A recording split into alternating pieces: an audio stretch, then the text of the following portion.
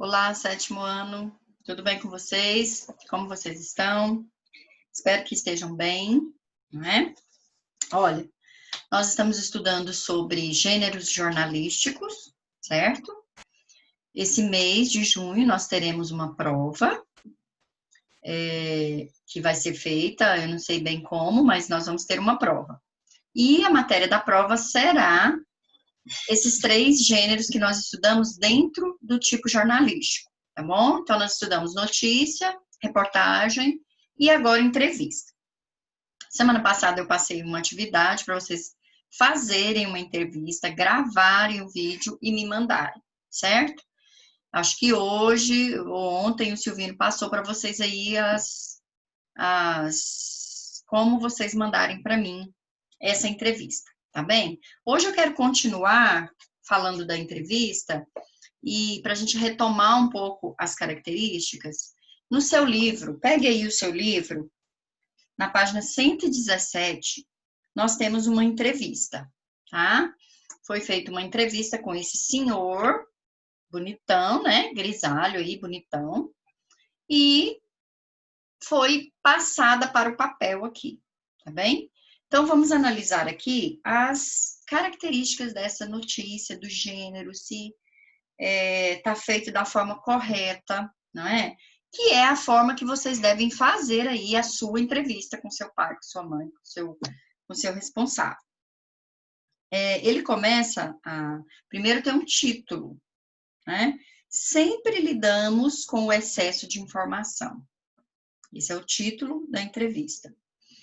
Depois, o escritor diz que a sensação de estarmos diante de uma enxurrada de informações novas é permanente na evolução humana. Então, ele misturou aqui os gêneros. Presta atenção.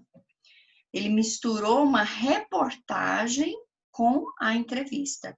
Lembra que na aula passada eu disse que a entrevista ela pode estar incluída dentro da notícia ou dentro da reportagem? Então, por exemplo, eu vou dar a notícia de um acidente. E aí eu entrevisto as testemunhas. E eu transcrevo para minha notícia o que foi que aquelas testemunhas disseram em relação ao acidente. Certo? Então, aqui, o gênero que está posto aqui no livro é híbrido, ou seja, tem dois gêneros. Tem a reportagem, e aí nós vimos a manchete, depois o subtítulo da manchete, e aí ele começa. Esse começar, pelo subtítulo, nós vimos que ele é um escritor. Quem é esse escritor? O que ele escreve? Aí, agora, no próximo parágrafo, ele faz uma apresentação. Aqui já é uma característica da entrevista. Vê como a gente pode misturar os gêneros, que fica legal? Então, por exemplo, se fosse a entrevista nua e crua, só o gênero da entrevista aqui, ela começaria já de cara apresentando o entrevistado. Mas como ele está misturado, então ele fez um título, uma manchete e um subtítulo, tá bem? Então ele disse, olha, o escritor americano James Blake não pode ser acusado de falta de ambição. Há 7 anos, ele decidiu escrever um livro sobre a história da informação e sua influência sobre a humanidade. Olha, o que ele está fazendo aqui? Apresentando o entrevistado, certo? Dando características desse entrevistado, dizendo que ele, há quanto tempo mesmo? 7 anos atrás, decidiu escrever um livro, então agora ele vai ser entrevistado. E aí ele fala muitas outras coisas, né? Traz mais informações sobre ele, quantas páginas o livro tem, o valor do livro, o que é, ele faz um pequeno resumo do livro. Olha, no livro, Blake analisa a importância das inovações que revolucionaram a relação do homem com a informação. Então, ele faz um resumo. Então, essa apresentação do entrevistado é muito importante, tá? E eu quero ver isso na sua entrevista. Você apresentando a pessoa que você vai entrevistar. Ele trabalha fora? Não, só fica dentro de casa. Se trabalha, trabalha em quê? Estuda? É casado? Tem quantos filhos? Tem alguma característica interessante que você queira apresentar desse seu entrevistado? Então, pense em tudo isso quando for fazer a sua entrevista, tá bem? Aí ele começa a pergunta: como o senhor definiria informação? E aí nós temos aqui a resposta do escritor, certo?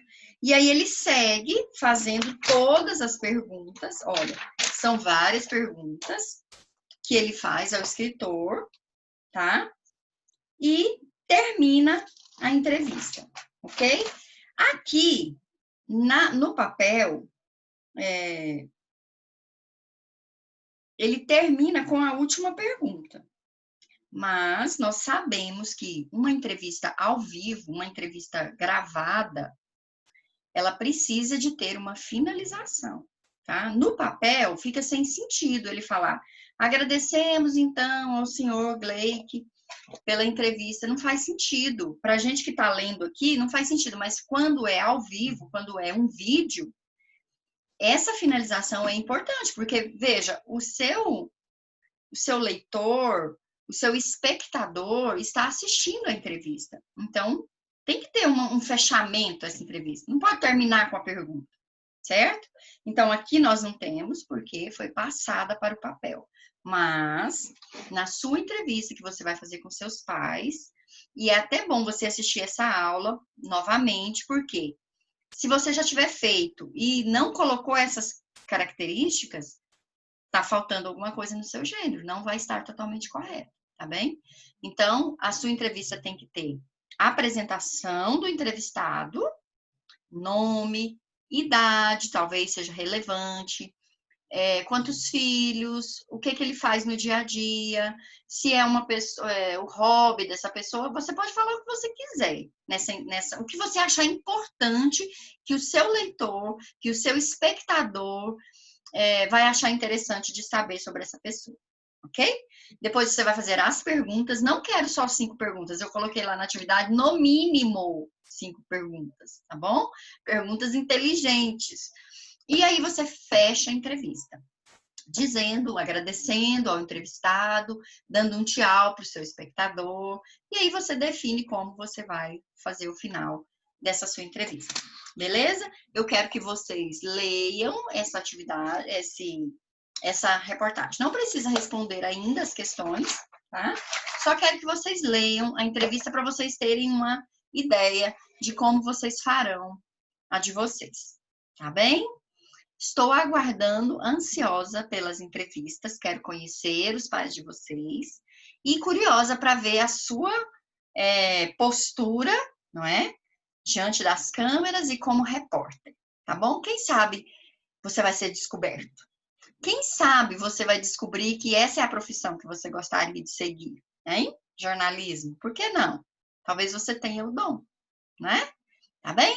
Um beijinho, um abraço e beijos e queijos e até a próxima.